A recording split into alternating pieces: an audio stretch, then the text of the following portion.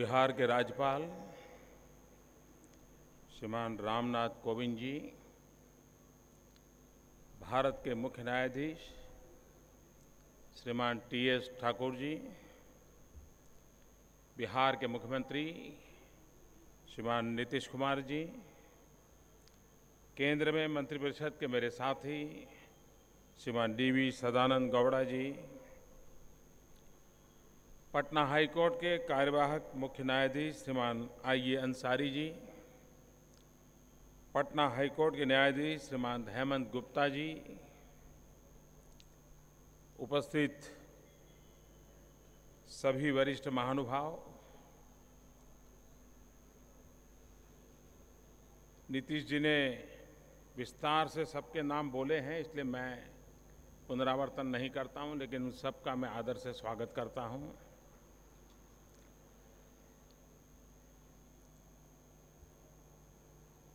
Patna high court के शताब्दी का ये समापन कार्यक्रम है।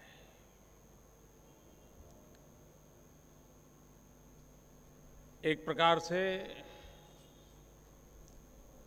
नई सदी की जिम्मेवारियों का आरंभ है और इसलिए गत शताब्दी ने इस हाईकोर्ट ने जिन ऊंचाइयों को प्राप्त किया है, जिन परंपराओं के द्वारा सामान्य मानवी में एक विश्वास पैदा किया है, जिस कार्य संस्कृति के द्वारा समाज में आशा बनती चली गई है, उसमें से जो उत्तम है उसको कैरी फॉरवर्ड करते हुए पटना की अगली शताब्दी, इस हाईकोर्ट की अगली शताब्दी कैसी हो, उसकी नींव मजबूत रखने की जिम्मेवारी यहां उपस्थित सबकी है। अगर हम आने वाली शताब्दी का फाउंडेशन जितना मजबूत रखेंगे, उतना देश के सामान्य मानवी का व्यवस्थाओं के प्रति, लोकतंत्र के प्रति विश्वास और गहरा होता जाएगा। और इसलिए हम जब इस प्रकार से समारोह का आयोजन करते हैं तो उसके साथ साथ नए संकल्पों का भी अवसर होता है। मैं आशा करूंगा कि आज जब शताब्दी वर्ष का समापन हो रहा है, तब चाहे बार हो या बेंच हो, हम नए बेंचमार्क के लिए कैसे आगे बढ़ें। और मुझे विश्वास है कि जिस व्यवस्था के पास एक शताब्दी की विरासत हो, वह देश को बहुत कुछ दे सकते हैं। और ये पटना, यहाँ का बार, जिसने अनेक महापुरुषों को जन्म दिया है, अनेक गणमान्य महापुरुष आप ही के बीच से निकल करके आए हैं। आने वाले समय में भी उस उज्जवल परंपरा को आप बनाए रखेंगे, ऐसा मुझे आप पर पूरा भरोसा है।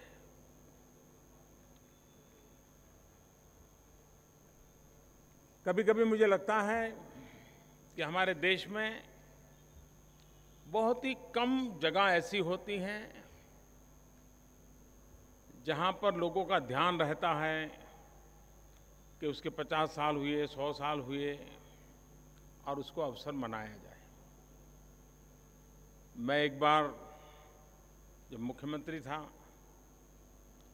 तो एक गांव की स्कूल में गया था। वहां शिक्षा बहुत कम थी,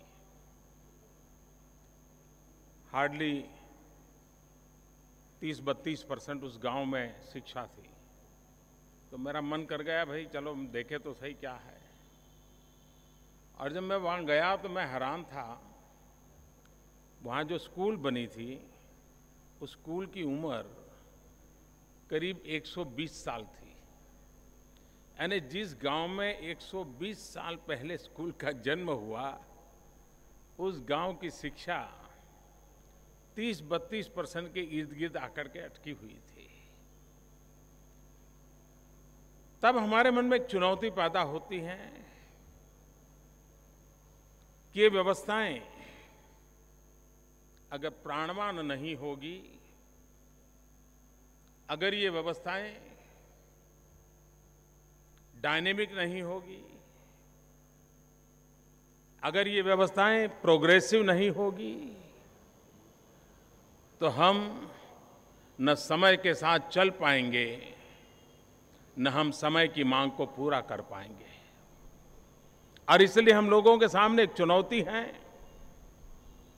कि हमारी व्यवस्थाओं को हम प्राणवान कैसे बनाएं।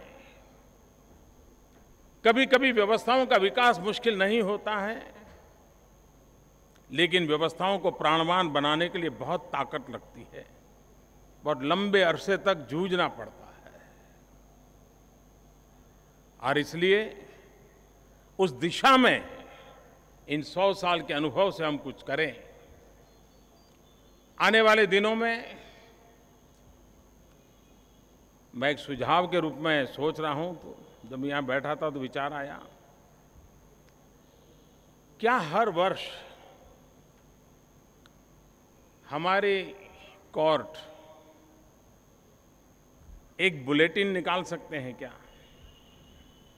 कि हमारी कोर्ट में सबसे पुराना पेंडिंग केस इतने साल पुराना है। कहीं 50 साल पुराना हो सकता है, कहीं 40 साल पुराना हो सकता है। इससे एक सेंसिटिविटी पैदा होगी, समाज में भी इसके कारण एक चर्चा होगी। बार में बैठे हुए लोग भी चर्चा करेंगे, यार हम इतने सालों से यहाँ बैठे हैं, ये 50 साल से मुकदमा चल रहा है, हम लोगों ने कुछ करना चाहिए। एक ऐसा माहौल बनेगा जो परिणाम लक्ष्य काम की योजना के लिए हमें प्रेरित करेगा।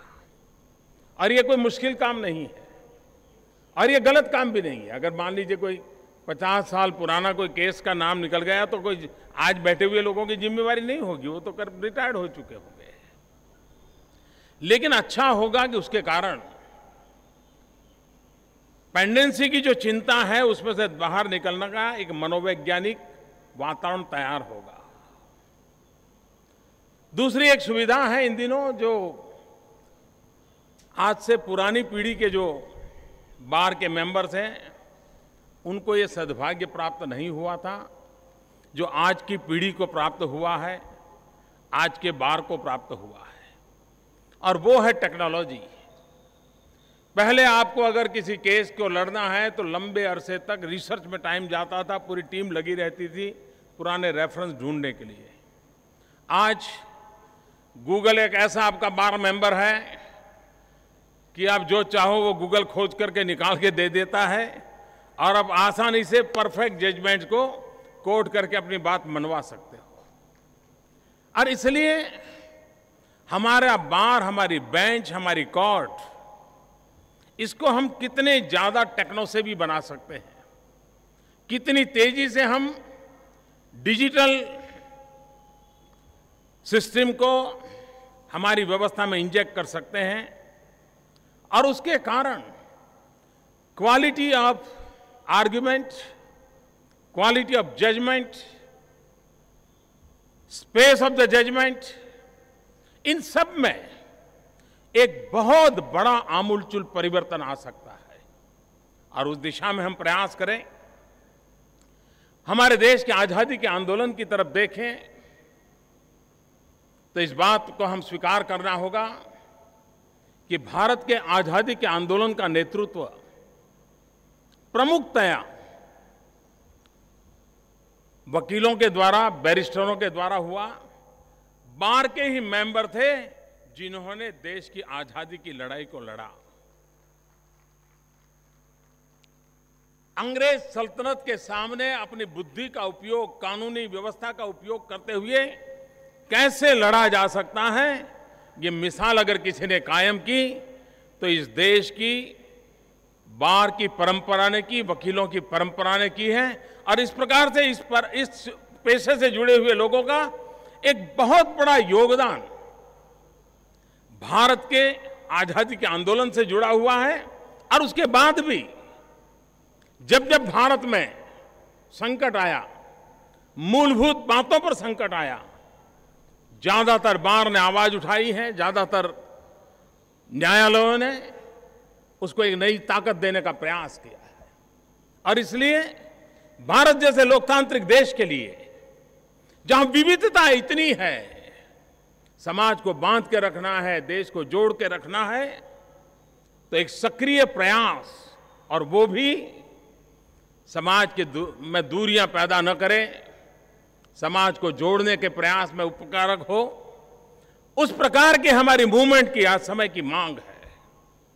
और उसको अगर हम बार के माध्यम से चला दें तो बहुत बड़ा परिवर्तन ला सकते हैं। कभी कभार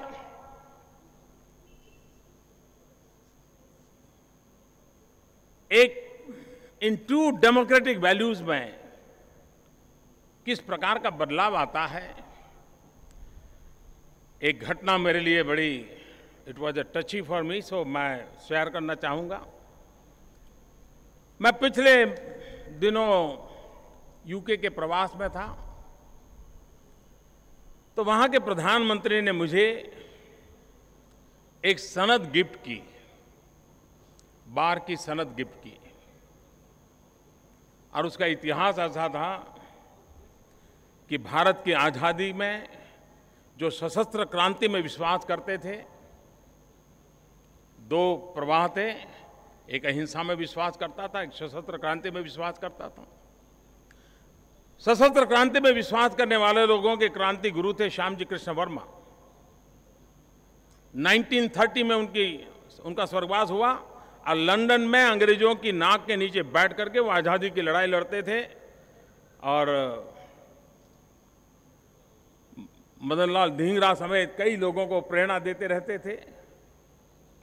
और इसलिए वहां के बार ने उनकी सनद को विड्रॉ कर लिया था। मैं इस बार जब गया तो बार ने ऑफिशियली पुनर्विचार किया और इतने सालों के बाद, शायद 1920 के बाद, करीब करीब 100 साल के तबके के बाद, उस सनद को सम्मानपूर्वक उन्होंने लौटाया। यानी भारत की आजादी का एक लड़वैया, अंग्रेजों ने जिसकी सनद को ले लिया था, बार ने ले लिया था, लेकिन 100 साल के बाद उस सनद को लौटाया।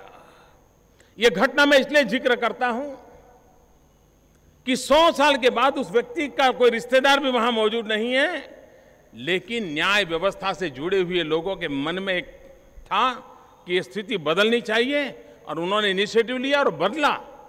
और भारत का प्रधानमंत्री वहां जाता है तो एक महत्वपूर्ण घटना के रूप में उसको लौटाया जाता है। ये है हमारे यहां मूल्यों की प्रतिबद्धता के संबंध में पूरे वैश्विक सोच। हम उन चीजों को लेकर के कैसे आगे बढ़े। मैं आज इस शताब्दी समारोह के समापन के साथ नई शताब्दी के शुभारंभ के समय आप सबको बहुत शुभकामनाएं देता हूं और देश को बहुत सी अमानत आपकी तरफ से मिलती रहेगी, इसी एक अपेक्षा के साथ सबका बहुत बहुत धन्यवाद।